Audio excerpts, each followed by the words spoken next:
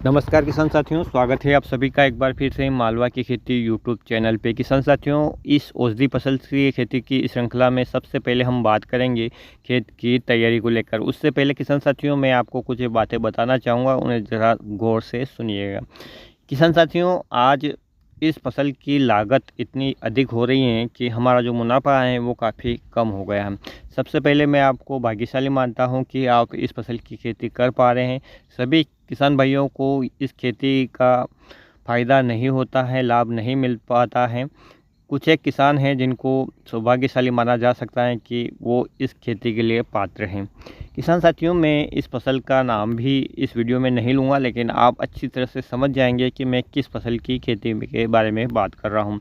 क्योंकि यदि मैं फसल का नाम लूँगा तो निश्चित रूप से किसान साथियों आगे चलकर वीडियो में दिक्कत आएगी, तो आप अच्छी तरह से समझ लीजिएगा। किसान साथियों, इस फसल में सबसे जो शुरुआती चरण होता है वो होता है खेत की तैयारी। किसान साथियों, जैसा कि आप जानते हैं कि इसमें बहुत ज़्यादा मात्रा में हमें न्यूट्रिशन देने पड़ते हैं, क्योंकि हर एक पोषक तत्वों का अपना रोल होता है। सबसे पहले हम बात करें गोबर की खाद जो सड़ी हुई है उसकी मात्रा की, तो किसान साथियों ये डिपेंड करता है कि आप पिछले वर्ष या कई वर्षों से जहाँ पर खेती कर रहे हैं वहीं पर इस वर्ष लगा रहे हैं या नई जगह पे लगा रहे हैं। नई जगह पे यदि आप लगा रहे हैं फसल को तो आपको थोड़ी ज़्यादा मात्रा में खाद डालना पड़ेगा।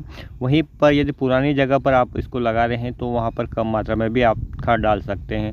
रही क्वांटिटी की बात, तो किसान साथियों, किसान भाई यदि नई जगह पे लगा रहे हैं तो 2 से ढाई ट्राली या 3 ट्राली तक किसान साथियों गोबर की अच्छी सड़ी हुई खाद प्रति 10 साल के लिए डालनी होती है। वहीं पर किसान साथियों, यदि आप इसी वर्ष उसी जगह पर लगा रहे हैं जहां पिछले वर्ष आपने लगाया है तो आप 1.5 से 2 ट्राली भी वहां पर खाद है जो वो डाल सकते हैं। इसके साथ ही हमें कुछ रासायनिक खाद का भी डालना पड़ेगा किसान साथियों, लेकिन रासायनिक की खाद की बात हम अगले वीडियो में करेंगे। यहाँ पर मैं कुछ चीज़ें आपको ऐसे बताऊँगा जो आपको जानना बहुत ज़रूरी है खेत की तैयारी के समय। किसान साथियों, जब भी आप गोबर की खाद डालें तो खेत में यदि नमी होगा तो बहुत ज़्यादा फ़ायदा होगा, क्योंकि जो भी आपके खाद में सूक्ष्म जीव है वो सीधे मिट्टी के संपर्क में आ जाएंगे, नमी के संपर्क में आ जाएंगे तो वो मरेंगे नहीं। इसलिए गोबर की खाद यदि खेत में नमी है तब डाल दीजिए और कल्टीवेटर से उसकी जुताई कर दीजिए, ताकि सूक्ष्म जीव खेत की मिट्टी में अपना काम करना शुरू कर दे, उन पोषक तत्वों को वो घुलनशील अवस्था में ले आए जो आपकी फसल में लाभकारी हैं और जो आपके गोबर की खाद में पाए जाते हैं। किसान साथियों, खाद की मात्रा की बात हो गई। अब यदि हम रासायनिक खाद की बात करें तो किसान साथियों कुछ ऐसे बेसल डोज में खाद लिए जाते हैं जिनका प्रयोग हमारी फसल में करना बहुत ज़रूरी होता है, जिनमें कुछ मुख्य पोषक तत्व, कुछ सेकेंडरी और कुछ जो है सूक्ष्म पोषक तत्व होते हैं, जैसे nitrogen, phosphorus, potash, magnesium, sulphur, calcium, zinc, boron, और इस प्रकार से आप सभी पोषक तत्वों के बारे में जानते हैं। हर पोषक तत्वों का अपना रोल होता है, लेकिन किसान साथियों जब बेसल डोज में हम सब इनको एक साथ डालते हैं तो कुछ पोषक तत्व आपस में मिलते नहीं हैं, और यदि उनको मिलाते हैं तो उनमें रासायनिक प्रतिक्रिया होती है, जिसके कारण किसान साथियों उन खादों का लाभ हमें नहीं मिल पाता है।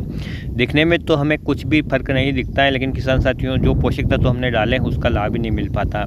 इसमें 2 पोषक तत्व ऐसे हैं जो इस प्रकार से रासायनिक प्रतिक्रिया करते हैं। एक है फास्फोरस के साथ यदि आप जिंक सल्फेट डालते हैं किसान साथियों, या जिंक डालते हैं तो दोनों खाद में रासायनिक प्रतिक्रिया होने के कारण आपके खेत में ये उपलब्ध नहीं हो पाते हैं या पौधों को उपलब्ध नहीं हो पाते हैं। तो इसके लिए हमें आपको ऐसा करना है कि जब आप गोबर की खाद डाल रहे हैं किसान साथियों, उस समय आप जिंक का प्रयोग कर लीजिए, क्योंकि जब बुआई की जाएगी तब हम फास्फोरस युक्त खाद का प्रयोग करेंगे। तो इस समय आप जिंक का प्रयोग कर लीजिए।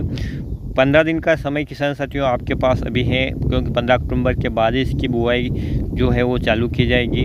तो 15 से 20 दिन तक यदि आपके खेत में जिंक किसान साथियों अभी आप डाल देते हैं तो वो घुलनशील अवस्था में चला जाएगा, और एक बार जब घुलनशील अवस्था में चला गया किसान साथियों तो फिर वो रासायनिक फास्फोरस से प्रतिक्रिया नहीं करेगा। तो इसलिए आप जिंक सल्फेट को इस समय अपने खेत में डाल दीजिए। इसके लिए क्या करना है किसान साथियों कि आपको 3 से 4 किलो जिंक सल्फेट जो 33% वाला आता है वो किसान साथियों आप गोबर की खाद में मिलाकर अच्छी तरह से उसे खेत में डाल दीजिए।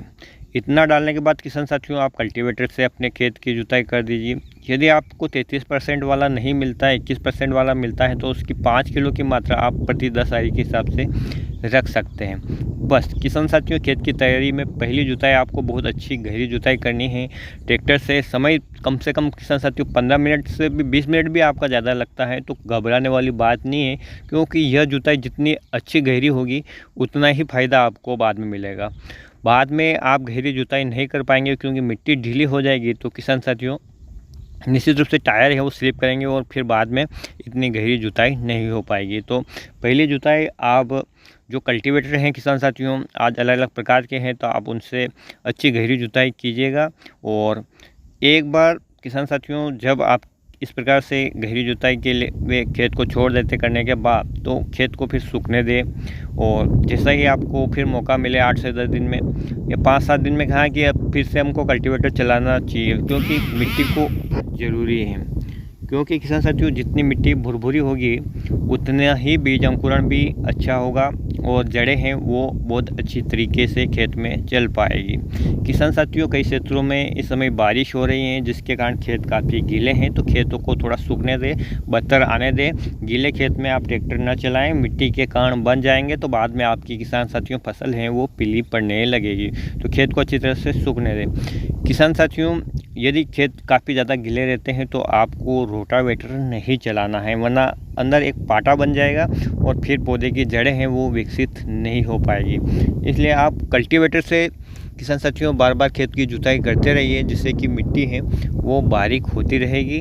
और इस प्रकार से किसान साथियों हवा का संचारण भी खेत में होता रहेगा, सूक्ष्म जीव अपना पूर्ण कार्य करते रहेंगे और हमारा खेत तैयार हो जाएगा। जब किसान साथियों बेसल डोज की बात आएगी तब में हम आपको बताएंगे कि हमें बेसल डोज में क्या क्या डालना है, क्योंकि ये बेसल डोज किसान साथियों एक आपकी फसल की नींव है। जिस प्रकार से एक मकान के लिए मजबूत नींव का होना आवश्यक है, ठीक उसी प्रकार से बेसल डोज में किसान साथियों जो पोषक तत्व दिए जाते हैं वो बहुत ज़रूरी हैं। बाद में चाहे आप इन पोषक तत्वों को आवश्यकता लगे तो फिर डाल सकते हैं, लेकिन आधार खाद के रूप में इन पोषक तत्वों को आपको डालना बहुत ज़रूरी होता है। तभी आपकी फसल में ये घुलनशील अवस्था में चले जाते हैं किसान साथियों। और जब आपकी फसल को ज़रूरत होती है, इनकी रिक्वायरमेंट होती है, तो फसल धीरे धीरे इनको लेकर तेज़ी से ग्रो होती है। वीडियो बनाने का और आप तक पहुंचाने का उद्देश्य केवल किसान साथियों आपका हित है, इसमें मेरा कोई निजी फ़ायदा नहीं है। ये वीडियो चाहे तो मैं अपने उस मोनेटाइज चैनल पे भी डाल सकता था जहां से मुझे किसान साथियों इनकम होती है, लेकिन मेरा इनकम करने का कोई शौक़ नहीं है। मैं आप लोगों की तरह किसान हूँ, मुझे अपनी खेती अपनी मेहनत से जो पैसे मिलते हैं उसी में मैं खुश हूँ और भ्रामक जानकारी देने की कोशिश बिल्कुल भी नहीं करता हूँ। किसान साथियों मैं भी इसी प्रकार से एक शॉपकीपर के जो ग्रुप में था, लेकिन एक किसान भाई ने कुछ वहाँ पर मुझे पूछा तो और मैंने सही जानकारी दी तो मुझे ग्रुप से बाहर निकाल दिया गया, क्योंकि ऐसा लगा कि मैं कोई शॉपकीपर हूँ और उनके जो ग्राहक हैं वो छीन लूँगा। क्योंकि एक बात भी इसी प्रकार से सवाल जवाब में मैंने सही जवाब दिया था, तो वहाँ से मुझे कॉल भी आया था कि आप कोई शॉपकीपर तो नहीं हैं। तो मैं किसान साथियों आपसे यही कहना चाहता हूं कि ये फसल साधारण सी फसल है, आप कई वर्षों से इसकी खेती करते आ रहे हैं, आपके बाप दादा ने भी ये खेती की है और वो अच्छी तरह से जानते हैं कि सबसे ज़्यादा खर्चा करने का कारण है किसान साथियों डर का माहौल। आपको डराया जाता है कि आपकी फसल ख़राब हो जाएगी, ऐसा हो जाएगा वैसा हो जाएगा, लेकिन किसान साथियों इस फसल की उपज को जो सबसे ज़्यादा प्रभावित करता है वो है मौसम। जैसा आपने देखा होगा कि पिछले वर्ष का मौसम काफ़ी अच्छा था और सभी किसान भाइयों को पर्याप्त रूप से उपज हुई है, और उम्मीद करता हूं कि अगले वर्ष भी या इस वर्ष भी अच्छा मौसम रहे और किसान भाइयों की अच्छी फसल हो, अच्छी मेहनत वो करते हैं तो उन्हें उनकी मेहनत का फल मिलता है। इतना करने के बावजूद भी किसान साथियों यदि फसल ख़राब हो जाती है तो शॉपकीपर कह देते हैं कि ये तो मौसम के कारण ऐसा हुआ है, और यदि फसल अच्छी हो जाती है मौसम के कारण तो इसका पूरा श्रेय दुकानदार ले लेता है कि अपने यहाँ से ट्रीटमेंट चला है। किसान साथियों 2-2 किलो 3-3 किलो प्रति आरी के हिसाब से किसानों को उपज के लिए बहकाया जाता है। तो मैं कहता हूँ कि आप हमारा खेती आप कर लीजिए और हमें तो केवल 1 किलो प्रति आरी के हिसाब से ही दे दीजिए, तो कोई भी शॉपकीपर तैयार नहीं होगा। किसान साथियों इस प्रकार की जानकारी जो मैं अपने चैनल के माध्यम से देता था, वहाँ पर मुझे दुकानदार से भी ऑफ़र प्राप्त हुए हैं कि आप 4 महीनों के लिए हमारे शॉप पर काम कीजिए, 20,000 रुपये प्रति महीने के हिसाब से मैं आपको जो है तनख्वाह देने के लिए तैयार हूँ। तो लेकिन किसान साथियों, मैं किसान साथियों का अहित नहीं चाहता। मैं नहीं चाहता कि उनकी लागत बढ़े। 20, 25, 30 हज़ार रुपये महीना कमा भी लूँगा किसान साथियों 3-4 महीनों के लिए, तो उससे मेरी लाइफ नहीं चली जाएगी। किसानों को यदि मैं लूटूंगा तो निश्चित रूप से इसकी हाय कहीं ना कहीं मुझे लगेगी। तो मैं तो किसान हूं और अपनी मेहनत से जो मिलता है किसान साथियों, उसी से खुश हूं। और मैं चाहता हूं कि आपको भी आपकी मेहनत का पूरा फ़ायदा मिले, लेकिन कोई आपसे 1 रुपया भी नहीं लूटे, क्योंकि 1 रुपया कमाना भी किसान साथियों किसान के लिए कितना महत्वपूर्ण है। तो इसी प्रकार की श्रृंखला में आगे आपको वीडियो के माध्यम से देता रहूँगा। आज मैंने आपको खेत की तैयारी समय देसी खाद कितना डालना चाहिए, कल्टीवेटर किस प्रकार से चलाना चाहिए और इस समय हमें कौन सा पोषक तत्व इस समय हम दे तो हमारे आगे चलकर बेसल डोज में रासायनिक प्रतिक्रिया करने वाले पोषक तत्वों को हमें समावेश नहीं करना पड़ेगा। अगले वीडियो में किसान साथियों मैं आपको बताऊंगा कि आपके खेत में जो धोलिया जाने की समस्या है, पौधे कोड़िया होने की समस्या है, वो क्यों आती है और इस समय आप क्या कर सकते हैं जिसकी वजह से किसान साथियों आपके खेत में ये समस्या न के बराबर आए।